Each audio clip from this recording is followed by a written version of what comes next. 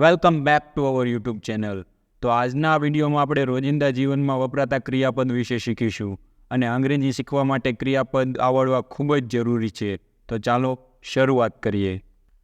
Accept. એક્સેપ્ટનું Gujarati થાય છે સ્વીકારવું. એનું V2 એટલે કે ભૂતકાળનું રૂપ થાય છે એક્સેપ્ટેડ, ઈડી લાગે, જેનું ગુજરાતી થાય છે સ્વીકાર્યું.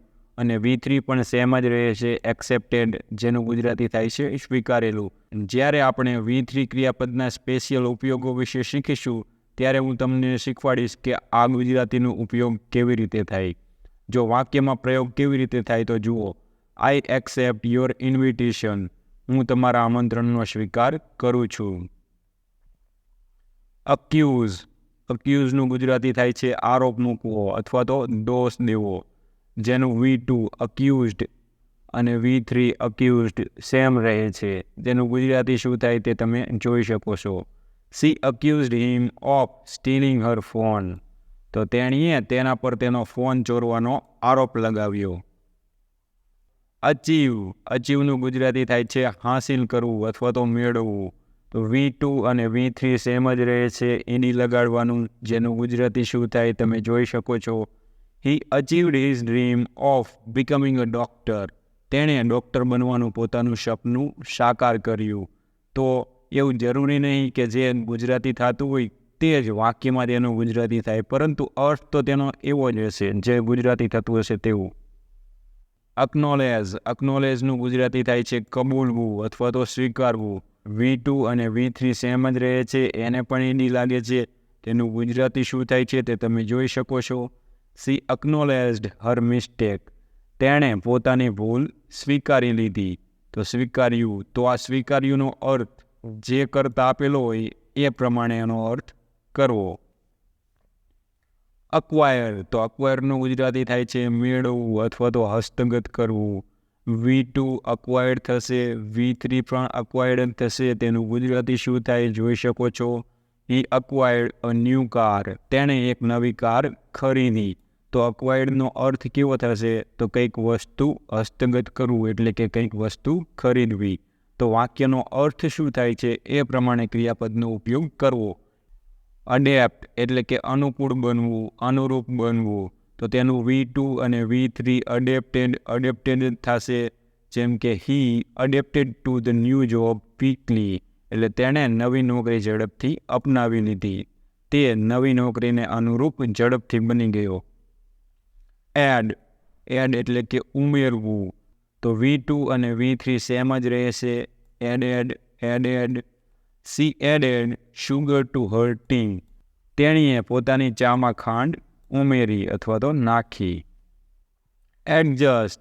ગોઠવવું એટલે કે બંધ બેસતું કરવું. તો તેનું V2 અને V3 સેમ જ રહે છે. Adjusted. He adjusted his tie before the interview.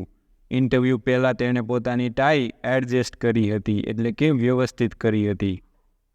અડમાયર. તો અડમાયરનું ગુજરાતી થાય છે વખાણવું અથવા તો પ્રશંસા કરવી. તો V2 અને V3 સેમ જ રહે છે. અડમાયર્ડ. ગુજરાતી શું થાય છે તે તમે જોઈ શકો છો. She admired his courage. તેણીએ તેની હિંમતની પ્રશંસા કરી. એડમિટ. એડમિટનું ગુજરાતી થાય છે દાખલ કરવું અથવા તો પ્રવેશ આપવો અથવા કબૂલવું. તો V2 અને V3 સેમ જ રહે છે. Admitted. He admitted to stealing the money. તેણે પૈસા ચોર્યાની વાત કબૂલી. અડોપ્ટ એટલે દત્તક લેવું અથવા તો અપનાવવું. તો તેનું V2 અને V3 સેમ જ રહે છે. અડોપ્ટેડ. ગુજરાતી શું થાય તે તમે જોઈ શકો છો. સી અડોપ્ટેડ અ સ્ટેરી કેટ. સી એટલે તેણીએ. કોને તો કે તેણે એક રખડતી બિલાડીને દત્તક લીધી. સ્ટેરી કેટ એટલે રખડતી, જે કોઈની પાડીતી ન હોય તે. અડોર એટલે પૂજવું અથવા તો અતિમાનપૂર્વક ચાહવું. તો તેનું V2 V3 તમે જોઈ શકો છો. હી અડોર્ડ હિઝ વાઇફ. તે તેની પત્નીને ચાહતો હતો. તો અહીંયા સેકન્ડ રૂપ આપેલું છે અને ગુજરાતી શું આપેલું છે ચાહતો હતો. આવું કેમ? તો આ એક એડવાન્સ લેવલનો ટોપિક છે જે ઇનટ્રાન્ઝેસ્ટિવ અને ટ્રાન્ઝેસ્ટિવનો ટોપિક છે જ્યારે આવશે ત્યારે હું તમને શીખવાડીશ. એડવાઇસ એટલે સલાહ આપવી અથવા તો શિખામણ આપવી. તો V2 અને V3 તમે જોઈ શકો છો. She advised him to take a break. તેણીએ તેને વિરામ લેવાની સલાહ આપી. અફોર્ડ, તો અફોર્ડનું ગુજરાતી થાય છે પરવડવું, એટલે કે કોઈ વસ્તુ ખરીદવાની આપણામાં શક્તિ હોવી. અફોર્ડેડ અને અફોર્ડેડ V2 V3 સેમ જ રહે છે. They couldn't afford to buy a new car. તેમને નવી કાર ખરીદવાનું પરવડી ન શક્યું, એટલે કે તેઓ નવી કાર ખરીદવા માટે સક્ષમ ન હતા. અગ્રી, તો તેનું ગુજરાતી થાય છે સહમત થવું અથવા તો સંમત થવું. V2 અને V3 સેમ જ રહે છે. અગ્રીડ. વાક્ય જોઈએ. They agreed to meet at the park. તેઓ પાર્કમાં મળવા માટે સંમત થયા. એમ એટલે લક્ષ્ય સાધવું અથવા તો લક્ષ્ય તાકવું. તો V2 અને V3 સેમ જ રહે છે. એમ્ડ. વાક્ય જોઈએ. He aimed the gun at the target. તેણે બંદૂકને લક્ષ્ય તરફ તાકી. અલો એટલે પરવાનગી આપવી અથવા તો મંજૂરી આપવી. તો V2 અને V3 સેમ જ રહે છે. એકદમ ઇઝી, એની લગાડી દેવાનું.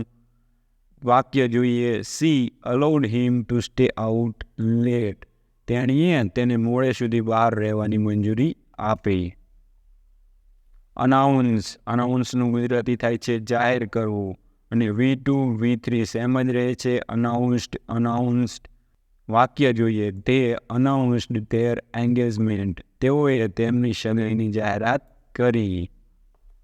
એન્ટિસિપેટનું ગુજરાતી થાય છે અગાઉથી ધારવું. V2 V3 સેમ જ રહે છે.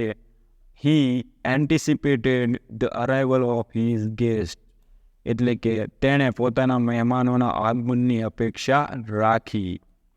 ક્રિયાપદનું જે ગુજરાતી થતું હોય તે જ પ્રમાણે વાક્ય બને એવું જરૂરી નથી, પરંતુ વાક્યનો અર્થ તેવો જ હશે, પરંતુ શબ્દ કોઈ પણ હોઈ શકે. અપોલાઇઝ એટલે માફી માંગવી.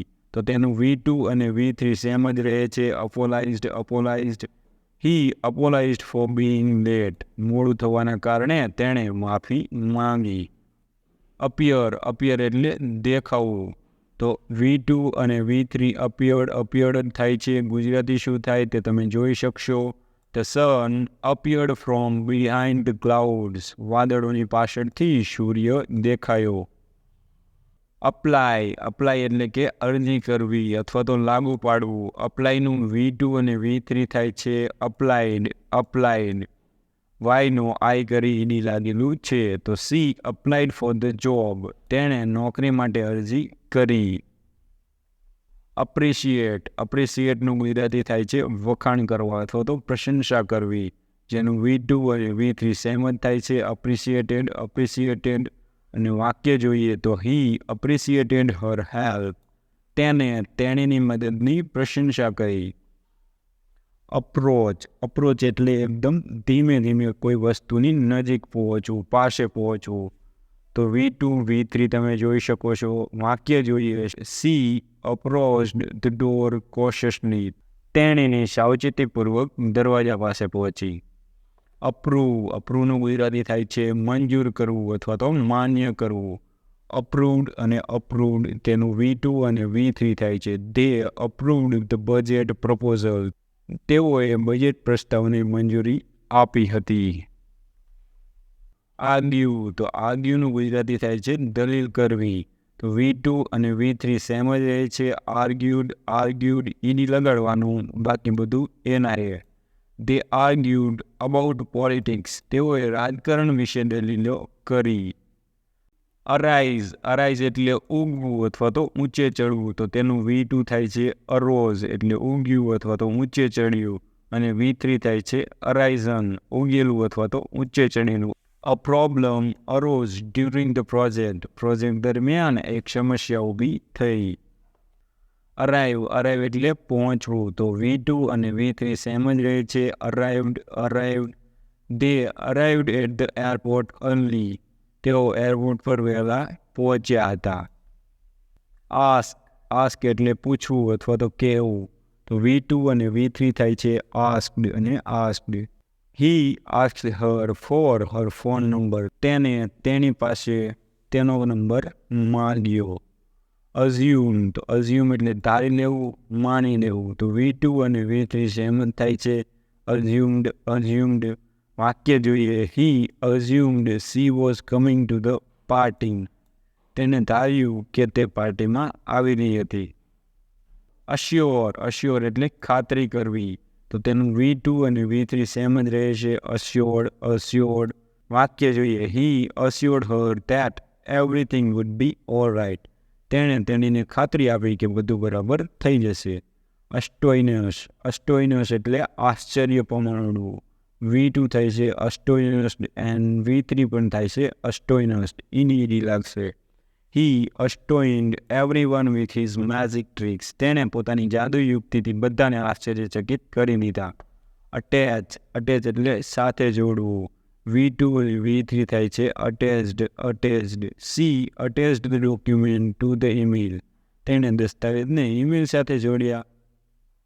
અટેમ્પ્ટ પ્રયાસ કરવો, પ્રયત્ન કરવો. તો V2 અને V3 સેમ જ થાય છે. તેણે પર્વત પર ચડવાનો પ્રયત્ન કર્યો. અટેન્ડ એટલે હાજર રહેવું. તો V2 અને V3 સેમ જ રહે છે attended. She attends church every Sunday. તે દર રવિવારે ચર્ચમાં જાય છે. અટ્રેક્ટનું ગુજરાતી થાય છે આકર્ષવું. અને V2 અને V3 સેમ જ રહે છે અટ્રેક્ટેડ. વાક્ય જોઈએ તો કે the colourful flowers attracted the butterflies. રંગબેરંગી ફૂલો પતંગિયાને આકર્ષતા હતા. અવોઇડ એટલે ટાળવું અથવા તો કોઈ વ્યક્તિ વસ્તુ સ્થળથી દૂર રહેવું. V2 અને V3 બંને સેમ જ રહે છે અવોઇડેડ અને avoided. She avoided the topic of politics. તેમણે રાજકારણનો વિષય ટાળ્યો. અવેક એટલે જાગવું અથવા તો જગાડવું. તો V2 અને V3 એના અલગ અલગ થાય છે. અવોક જે V2 એટલે કે ભૂતકાળનું રૂપ છે, અને અવોકન એટલે કે V3, અને અવોકન કે જેનું ગુજરાતી થાય છે જાગેલું અથવા તો જગાડેલું. તો હેવેલ સાથે અવોકન આવશે. He awoke to the sound of his alarm. તે તેના અલાર્મના અવાજથી જાગી ગયો.